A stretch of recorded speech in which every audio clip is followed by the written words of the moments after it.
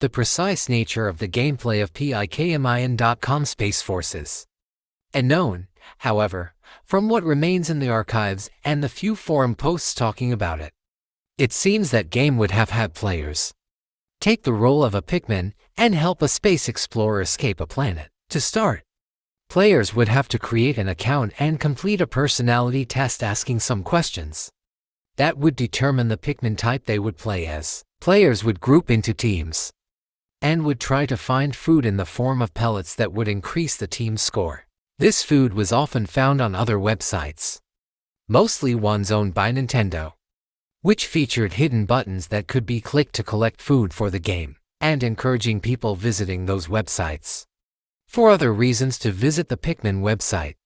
Each pellet collected would give between 1 and 20 points, with pellets of the same color as the player's Pikmin type giving more points. There was a leaderboard, which probably tracked the number of points, with pellets of the same color as the player's Pikmin type giving more points. There was a leaderboard, which probably tracked the number of points obtained by each team of players. Pikmin is a three-dimensional strategy-based game, in which the player is given control of Olimar, who in turn has control over the Pikmin that follow him. The whole point of the game is to find and collect as many of his lost ship parts as possible, up to the maximum of 30, and fewer than the 30-day, Olimar has to live, so that he can escape the grasp of the planet before his life support system fails. This is achieved by directing Pikmin to carry the parts to Olimar's ship. Approximately 15 minutes are spent on its surface each day. As nightfall approaches, he must gather stray and toiling Pikmin so that they don't fall victim to the voracious nocturnal predators, such as the spotty bulborb. In Pikmin, players will face many obstacles in order to secure the parts required to rebuild the ship. This must be done with care, as many obstacles are hazardous to the Pikmin, such as water, fire and explosions. There are also other things that block the way, such as walls, bridges and gaps. Many different animal species on the planet hinder the progress of working Pikmin. However, the forces are limited. Olimar can only have up to 100 Pikmin out in the field, and no more under any circumstances. The rest are stored in the onions, considered by Olimar to be some sort of motherships for the IPs for the species. The primary way to control Pikmin is to throw them at targets, although they can also be issued to them by gathering resources back into the onions. New seeds will pop out, which increase the supply of Pikmin. The creatures can also mature with the likes of nectar. The gameplay of Pikmin 2 is similar to the series' first game, with a few changes. For example, Wide no longer opens up the map of the current area. Instead, it is accessed via Start Pause, plus the previous button is now used to switch control between the TWO currently available leaders, introducing a multitasking aspect.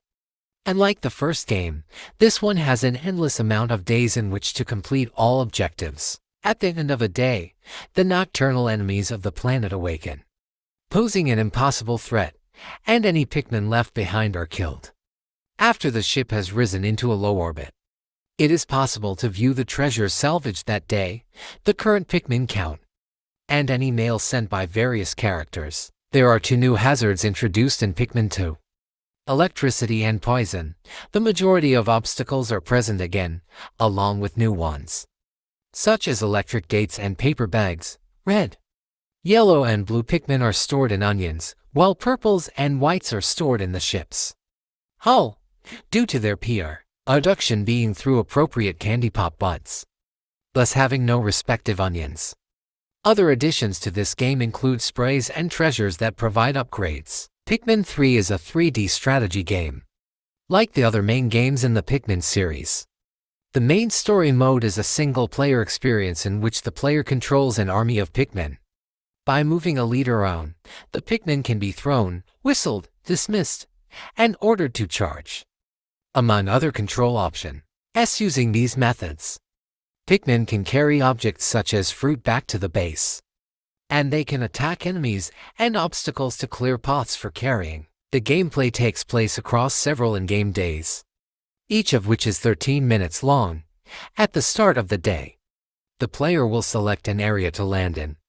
That area can be explored for the rest of the day, and the player is tasked with doing as much as they can from the many tasks available. Over the course of the game, the player gains access to new types of Pikmin, additional leaders, and additional areas. The order these are unlocked in is linear. But the game has an element of non-linearity in that past areas can be revisited to collect more fruit with the new Pikmin types the player gains, while Pikmin 3 contains many recurring gameplay elements from earlier games in the series. It also changes some mechanics and introduces new ones that make it stand out from its predecessors. The game has a day limit, similar to the first game, however. This time limit can be extended based on how many bottles of juice the player has left, which can be restored by collecting fruit.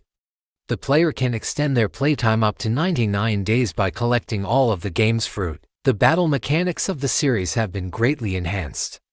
Rather than just throwing Pikmin onto the body of a larger enemy, the Pikmin can now be aimed to latch onto specific parts of enemies, which can cause different reactions and different amounts of damage. For example, throwing a Pikmin directly at a bulb's eye will cause it to recoil and spit out any snatched Pikmin.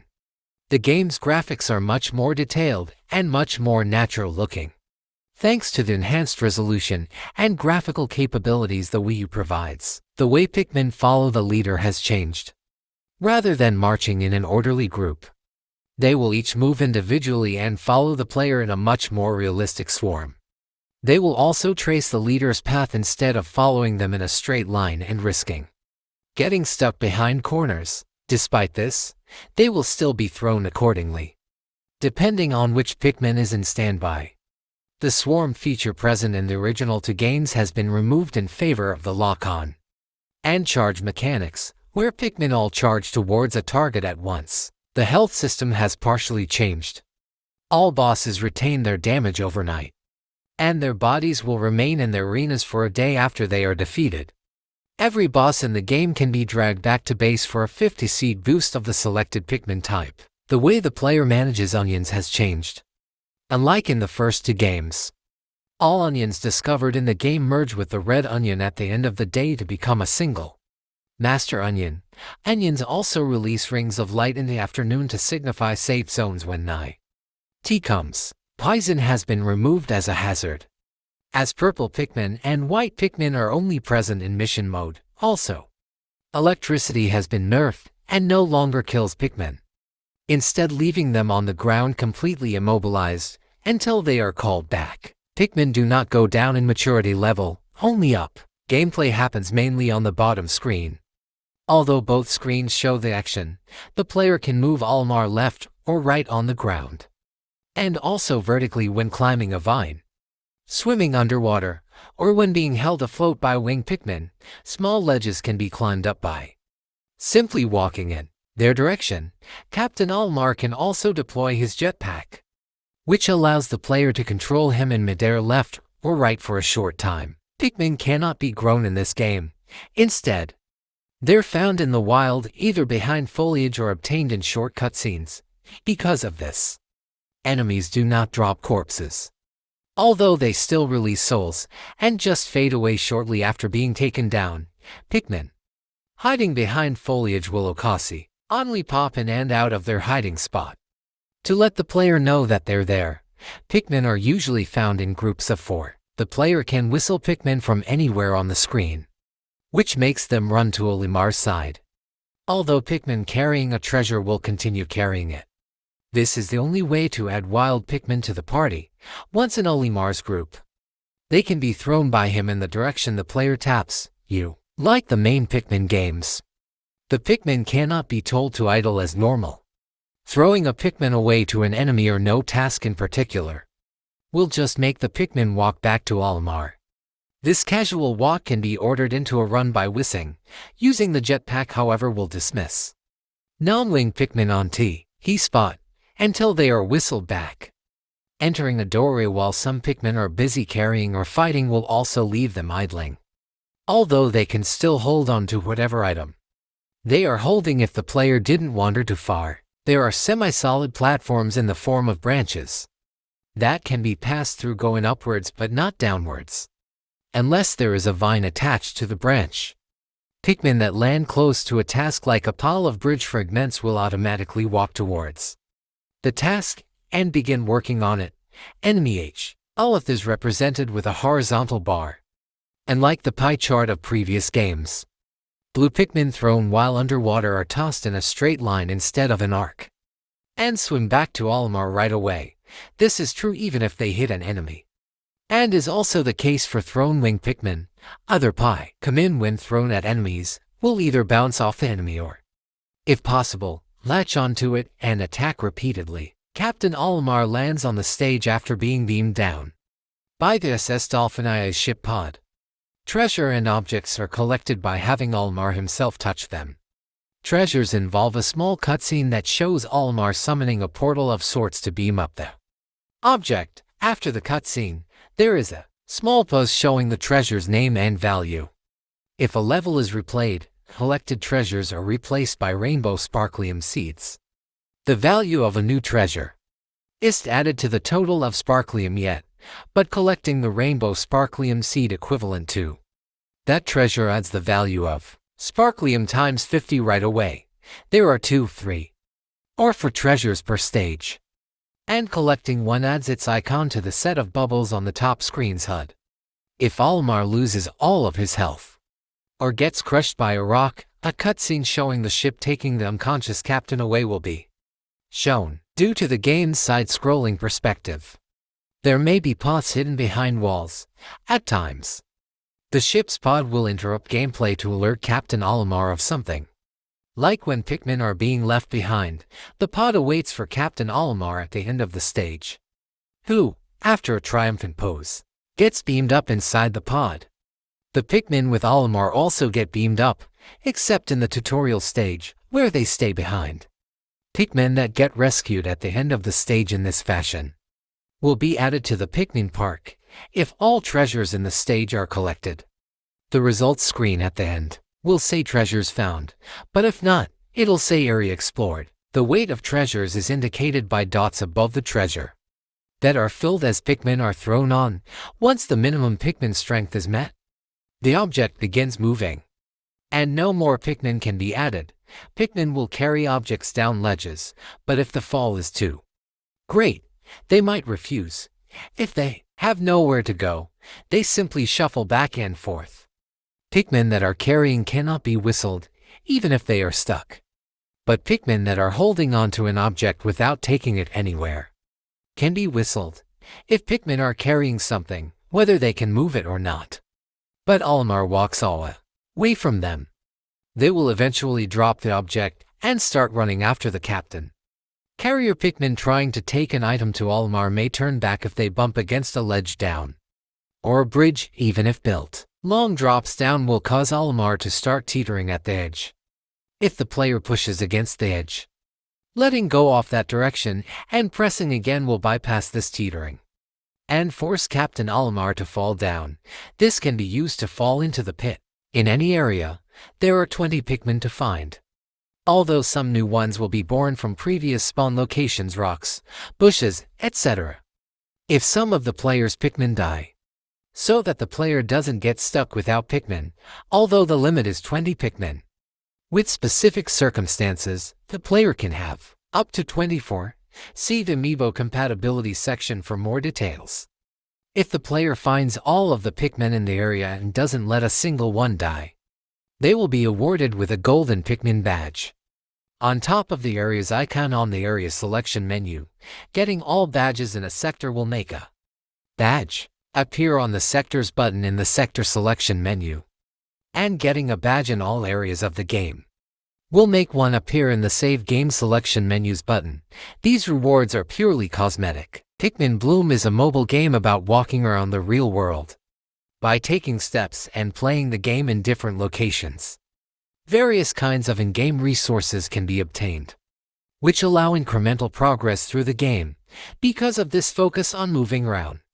The game requires the GPS and the mobile phone to be on, and it needs permission to use the phone's inbuilt step counter either via Apple Health, Google Fit, or within the app on Android devices. The game also requires an account to play, and the account can be set up with using either Nintendo account, a Google account, a Facebook account, a Niantic Kids account, or, on iOS devices only, an Apple account. One of the main things that can be done in the game is growing and raising Pikmin. Pikmin in this game start their lives as seedlings, which can be obtained in various ways. Seedlings can be placed in slots in the planter pack, the backpack worn by the player's avatar. After walking some number of steps, either 100, 1,000, 3,000, 5,000, or 10,000. Depending on the type of seedling, the seedling will be ready to be plucked. And plucking a seedling adds a Pikmin to the player's collection. Pikmin in this game can be individually named, and the location where each Pikmin was found can be viewed in a menu. Only a certain number of Pikmin can be in the player's squad at a time, with the rest being on standby. Pikmin can do various things. They can be sent to collect items on expeditions, destroy mushrooms, and deliver postcards to friends. Pikmin in the squad can be interacted with in the garden screen, where they can be fed nectar, blooming the flowers on their heads. The garden screen also has an augmented reality mode, which places the Pikmin on top of real-world objects seen through the phone's camera, and allows the player to take photos. By doing things with a Pikmin, its friendship can be increased. Once it reaches a high friendship level, the Pikmin can turn into a decor Pikmin, a special status of Pikmin that wears a costume. The costume depends on where in the real world the Pikmin seedling was found, encouraging the player to visit different kinds of locations. Alternatively, the decor may be based on an event. Another main thing that can be done in Pikmin Bloom is gain flower-related resources. Various types of fruit appear in the game and can be found on expeditions and also while walking around. When collected, fruits give the player some nectar. Nectar can be fed to Pikmin in the garden screen, which will cause their flowers to bloom. Tapping the flowers will give the player petals. Petals are expended by doing flower planting, an activity that plants flowers on the map behind the player as they walk. And when flower planting is turned on, fruits are more likely to appear near the player. This loop of items that each contribute to obtaining the next one is the major part of the gameplay and encourages the player to collect more nectar and petals. Though there is a limit on how many of a resource can be held by the player at a time, petals are expended by doing flower planting, an activity that plants flowers on the map behind the player as they walk. And when flower planting is turned on, fruits are more likely to appear near the player. This loop of items that each contribute to obtaining the next one is the major part of the gameplay and encourages the player to collect more nectar and petals. Though there is a limit on how many of a resource can be held by the player at a time, being a location-based game, Pikmin Bloom has in-game objects at real-world points of interest. Big flowers and mushrooms are spread around the world and can be interacted with. Locations of these are viewable on a map centered around the player. This map shows some basic geography. Points of interest near the player. Flowers planted by players with the flower planting feature, and items obtainable through expeditions. As the player walks around, the me representing the player will move on the map, and so will the squad of Pikmin following the me. Pikmin Bloom's overall progression is slow, with new features being unlocked over time as the player's level increases. To go up a level, a defined set of tasks has to be completed, which can include tasks like walking a certain number of steps, growing a certain number of Pikmin, or planting a certain number of flowers. Some of the features unlocked over time are expeditions, mushroom battles, the detector, and new types of Pikmin. The game's slow pace encourages not playing it constantly, but checking in on the app every few minutes on a walk to see how tasks are going and to see what's nearby. Over time, the player can also unlock badges by completing certain criteria. The game has a number of features, which allow multiple players to interact with each other. Flowers planted with the flower planting feature are visible to other players by default. If multiple players are planting in an area at the same time, and mutually have the with others switch on, they can see each other's avatars walking. Players anonymously collaborate over time to bloom big flowers. making the game a kind of multiplayer idle game. Mushrooms can be attacked by up to 20 people. Anyone past the first 5 require the use of a mushroom recharge ticket at once. There is a weekly challenge feature, where players can collaborate to complete a certain goal together. Players can add other players as friends and send postcards to them. Pikmin Bloom encourages players to look back over their day with the lifelog feature. This shows the tasks the player has done in the app over time. At the end of the day, a daily look-back cutscene will occur, which shows where the player walked that day and allows the player to write a short journal entry. Every Sunday, there is also a weekly look-back, which shows a summary of how much the player walked compared to the previous week, what places they visited, and a photo of the week uploaded to the lifelog during the week. The game is free to download, but contains in-app purchases in the shop. Coins can be bought with real-world money to buy in-game items, though coins can also be obtained at a slow rate through flower planting. There are also various items that can only be bought with real-world money. Some purchases have the option to be paid with coins or real-world money. In the game's reveal trailer, Pikmin series creator Shigeru Miyamoto said after the trailer that the Nintendo Switch's controls have made controlling the game simpler, allowing the player to focus more on strategic planning, or Dandori, as the developers refer to it.